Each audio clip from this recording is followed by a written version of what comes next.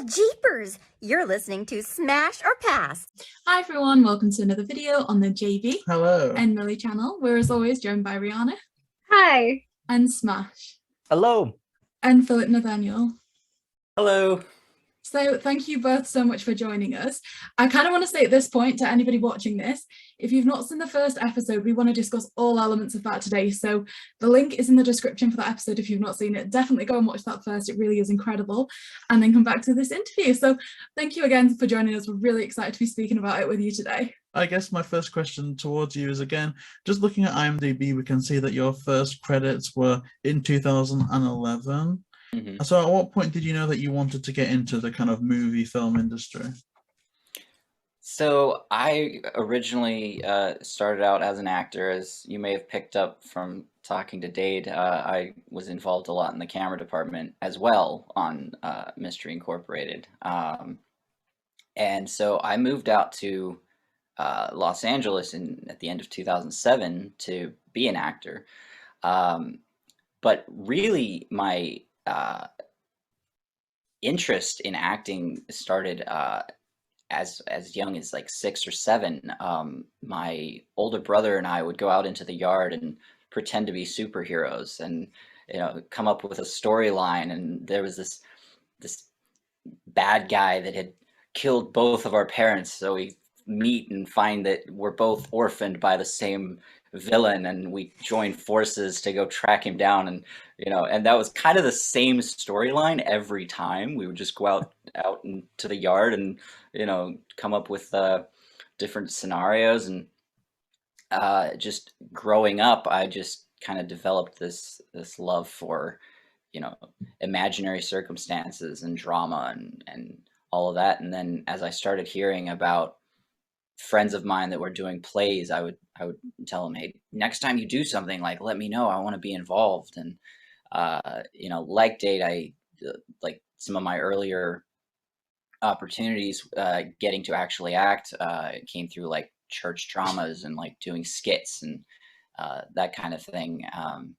And then when I was 17 was when I decided to actually pursue it as a career. I had kind of this light bulb moment where I was like, wait, I enjoy acting, and there are people that do it for a living, so why can't I? And it's kind of downhill from there. Ever since then, I just started like making plans and dreaming about moving to Los Angeles. That's so interesting. And of course, you mentioned being inspired by people that do it for a living. Are there any that you can cite that you feel were particularly influential towards this decision? I mean, there's so many actors over the years that I've been inspired by. It would be hard to name all of them. I think growing up as a kid, just movies in general, I think were very inspiring. But I've been in the earlier days of me getting into acting. It was like Edward Norton in American History X, Anthony Hopkins, Matt Damon in The Bourne Identity, just to like name a few. But Jake Gyllenhaal is another actor that just always impresses me. Natalie Portman, Michelle Monaghan, just to name a few. But like I said, like I could go on and on. Yeah, that is amazing. And in your career, you've also directed 3 movies as well as acting. How does working behind the camera compare to you for being in front of it? Is there one that you enjoy more? Is there different approaches you bring when you're working on a particular project that goes either way? Or yeah, so I've directed 3 short films, and the first one was in 2011. That was the first short film I made, and really I made it as a vehicle to act. I wasn't like really wanting to be a director. In fact, I came up with the story and I wrote the script, and I was talking to several different people about directing it, and one by one they kind of like fell through for one reason or another. And eventually I was just like, well, if I want to get this made, then I just need to make it, and so I'll just direct it myself. And so it was kind of unintentional that I directed that first one, but then I also acted in it and realized very quickly that I did not want to be wearing both hats. I have an incredible amount of respect for anyone like Ben Affleck that can direct and act at the same time, because I don't understand how they do it.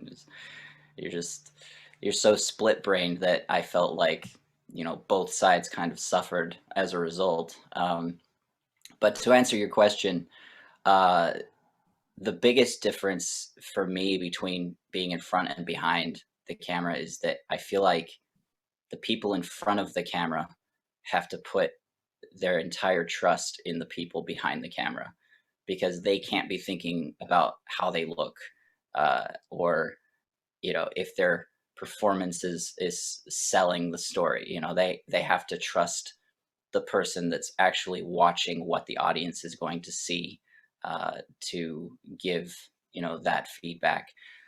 However, the people in front of the camera get to have that experience and, you know, have that emotional journey. That is what drew me to acting in the first place. So I think you've explained both roles there really well, and I think also in explaining that, you know, you can start to see where some of the difficulties would arise if you were trying to work through both of those things, kind of needing to be in two places that wants to see what you're doing while actively doing it as well. So yeah. I can certainly see where the problems would arise with that. But I guess moving more on to Mystery Incorporated now, prior to, you know, becoming involved in the project, were you a Scooby Doo fan growing up? And if so, did you have a favorite, you know, show or movie that you watched? So this is where I feel kind of bad. Scooby Doo was definitely a part of my childhood. I grew up watching, you know, a plethora of cartoons, and Scooby Doo was right up there with all of them. I wouldn't say I was a fan in the sense that I actively like watched that specific cartoon. I loved it, and whenever it was on, I was like, "Ooh, Scooby Doo!" But I mean, I could name countless other Bugs Bunny, you know. So to say, I guess I just take the word fan to be a very strong term. So I definitely enjoyed Scooby Doo as a child. I don't know if I would call myself a fan. Sorry, Dade. Okay. I only hate you a little bit. So then I'm guessing this maybe happened more so with working on the show, but have you grown to have a favorite member of Mystery Inc.? Well, even as a child, and I'm not just saying this because Dade's on with us, my favorite character of Scooby Doo has always been Fred.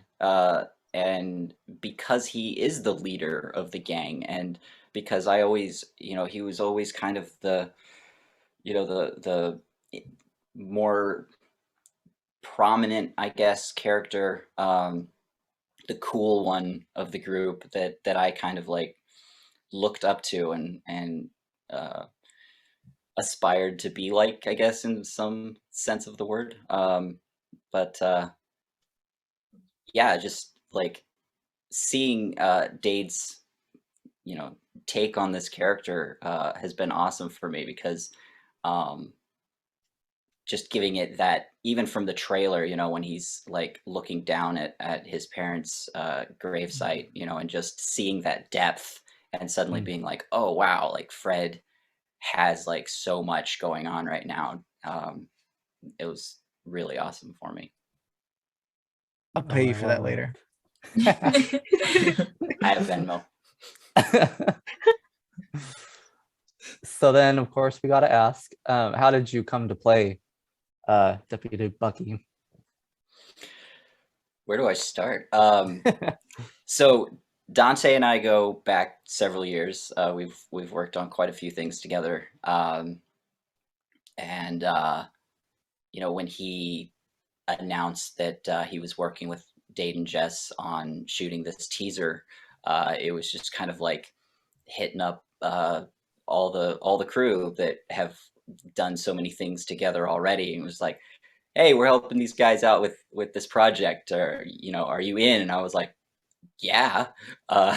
So we shot the teaser, and then as we just kind of like discussed the project and everything, Dade and Jess and Dante were like, hey, we'd like to offer you the role of Bucky.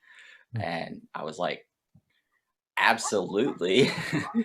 So that's kind of in a nutshell how it came to be. It was really just started out with that teaser that we shot for the Indiegogo campaign. Oh wow, that's amazing, because a lot of actors, especially now, is like endless self tapes they have to do, going through like Zoom auditions and things like that. So the fact that this is how you landed it, it feels like everything for Mystery Incorporated happened for a reason, that everyone's paths crossed for a reason, and it's just so amazing to hear all these different stories. And you appear in the episode to give the sheriff a lead on the mysterious Shaggy character. Were there ever any deleted scenes that Bucky was involved in prior to this? Well, there was just the one that Dade mentioned earlier, where the police car is pulling up behind Shaggy as he's walking down the street. That was a brief conversation between the sheriff and Shaggy, but Bucky is also sitting in the passenger seat. I didn't have any lines in that scene, but I'm just kind of like eyeing Shaggy through the window as he's talking with his father. So, in my mind, I was like, this is kind of my moment to establish that I don't know if I really trust this kid, or like kind of start forming those opinions of how I feel about the sheriff's son and all of that. So, there was just that scene that didn't make it. But that's a shame that it didn't make it, but we hope that we get to see so much more Bucky in later episodes of the series. So what do you hope the future of Bucky is? Well, I've been told that in the original cartoon, Bucky's kind of a shady character, or becomes that, and so I'm really worried about spoilers. I don't know how much I can say. I almost want Dade to answer this question for me. TBD. But TBD.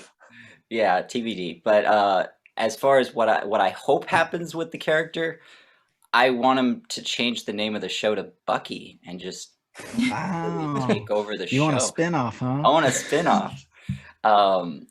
No, I'm already looking forward to this role and having an arc that I can like really sink my teeth into. And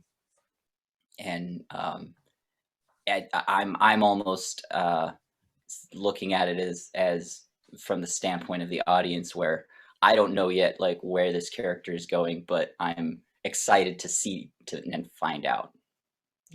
That's incredible, and I suppose that could be like almost a Coolsville PD type of like spin-off, almost like CSI Coolsville. That'd be kind of fun to explore. But I guess based upon what we saw from episode 1, do you have any moments on set that stand out to you as being particularly memorable? Well, the whole shoot that we did for the party scene, it was a particularly long day, but also just very fulfilling. We got like so much cool stuff, and the warehouse slash like party venue where we were shooting was really cool and fun to shoot in. So in terms of just kind of like everybody giving it their all and us just making this team effort to get through our day, because we had so many pages, that like really kind of stands out from everything as far as just like, we did it. We got through. Amen. That was a day, man. That was a day. Oh gosh. And I suppose again, this is going to be a question that we're going to reiterate to yourself now. What was your personal reaction to the positive reception of the pilot episode? Excitement. I